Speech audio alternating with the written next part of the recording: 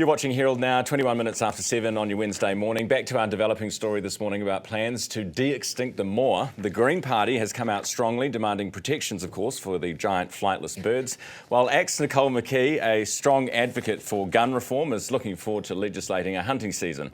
Chlöe Swarbrick, Greens co-leader, Nicole McKee, ACT Party MP. What an opening. Minister for Courts. Good morning, guys. Good morning, Ryan. Good to see you.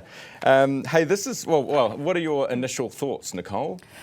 There's a lot of meat on a moa, but it could feed a lot of people. We're in a cost of living crisis, but I don't want to be the one to carry it out.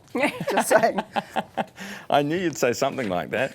Chloe, what is your first thought? Yeah, I mean, look, it sounds really cool. I'm interested in learning more information, but I think that we also need to, as you did in your opening remarks, make something of the fact that right now we know that we are in a kind of biodiversity crisis here in Aotearoa, New Zealand. 75% of our Indigenous native biodiversity, our bats, our reptiles, our fish are currently at risk of extinction. This government said it's too expensive to try and save them. So, you know, if we're talking about bringing some of these extinct species back, surely we should also be talking about saving those that we already have. See, I agree with you, and that's why I asked that question. But the scientists seem to suggest that if you bring some back, that helps aid biodiversity.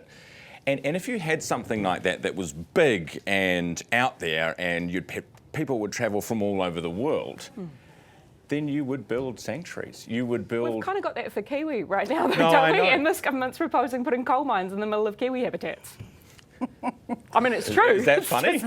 No, it's not. It's not funny. It's funny the way that Chloe spins a lot of these things.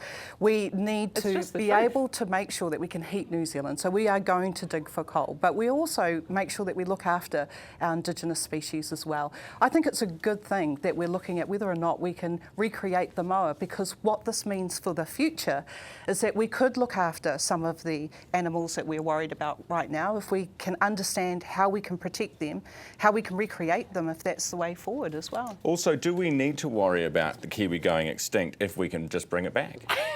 Do you know what I mean? Yeah, I think we do. There is no, I mean, this is part of the problem though, right? There is no economy without ecology. Jobs happen on the planet, and we actually can create an economy that works for and supports the well-being of people and planet, as opposed to exploiting and exhausting both. Right, we're sounding too political, so let's move on. TVNZ, it's all political, mate. This bias review. So an independent person is going to come in and review the news, essentially, check for balance and bias. This is following government pressure about perceived bias at One News and TVNZ more generally. Nicole, do you think, when was the last time you watched 6 o'clock news, and do you think it was biased? I haven't watched the 6 p.m. news for quite some time now, usually because I'm quite busy and I don't have a television at home either. I haven't had one for over 25 years. So really? Yeah, so I'm on the internet. She's on TikTok.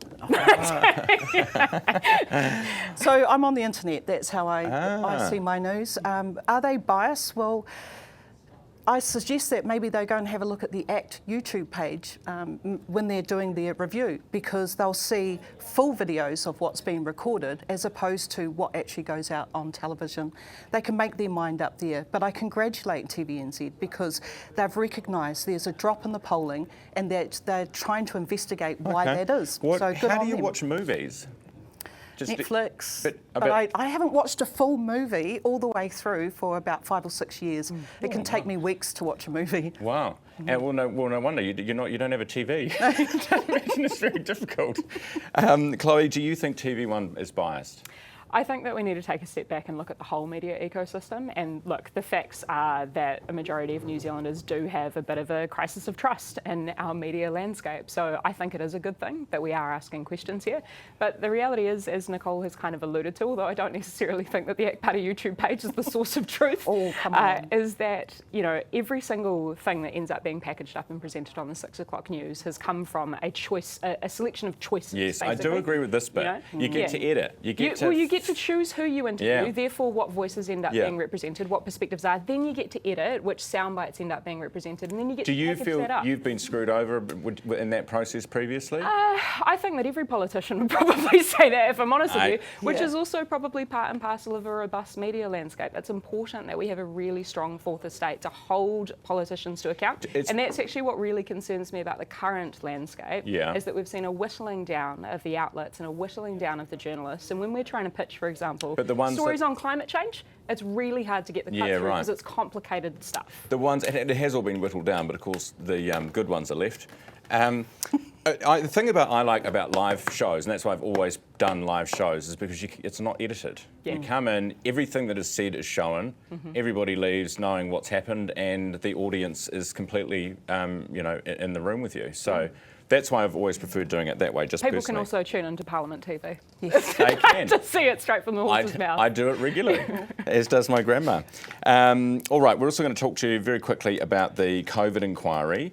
So we had Chris Hipkins in yesterday. He said he thinks that this is about platforming, what did he call them, extremist views, conspiracy theorists. Nicole, do you think that undermines the COVID inquiry? No, I don't at all. And I think that, we had 13,000 submissions of people telling us what they wanted to be reviewed and what they wanted the inquiry to look at. And I think that, as a government, we are giving the people what they wanted. Chris Hipkins needs to, I encourage him to stand up and actually front New Zealand, because he needs to tell them what his thinking was behind some of the decisions that he made.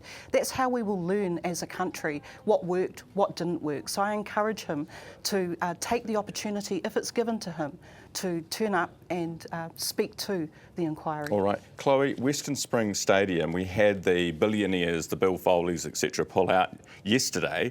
What do you think is going on here? I mean, I don't actually know, to be perfectly honest with you. Well, I don't have any secret information. Okay. But look, there were many commentators and many people who were really close to it for a really long time who said that this money wasn't actually ever on the table. So, that's some questions that are worthwhile being asked, because we have been strung along to this point and then an option's just been taken off the table last minute. Why would they go through all of that without having money on the table? I don't know, mate. That's a question for you to ask them. Does this play into they wanted the heliport? Look, not to get all conspiratorial and start connecting the dots here, but I mean, look, there very clearly some individuals in our country right now who have a lot of money and a lot of power who are Do you think throwing they that made around. up the stadium to get the chopper pad?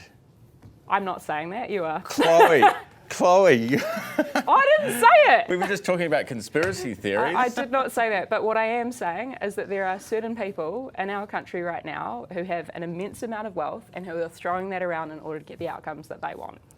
May I just say, you're Brian, saying it, not saying it. there's a lot of rich people out there that are also contributing to society, and they're giving a lot of their money to help others. And I wonder whether or not this is actually a resource management issue. I mean, I would just say there are a lot of good people who are giving money to good causes, but at the end of the day, we can do tax reform and we can fix our hospitals, fix our schools and our infrastructure. All right, I'm going to leave it there, guys. Thanks very much for coming. If you want to get rich, of course, the best way is a mower farm. We know that now. Green Party co-leader Chlöe Swarbrick and Nicole McKee, ACT Party MP and Minister for Courts.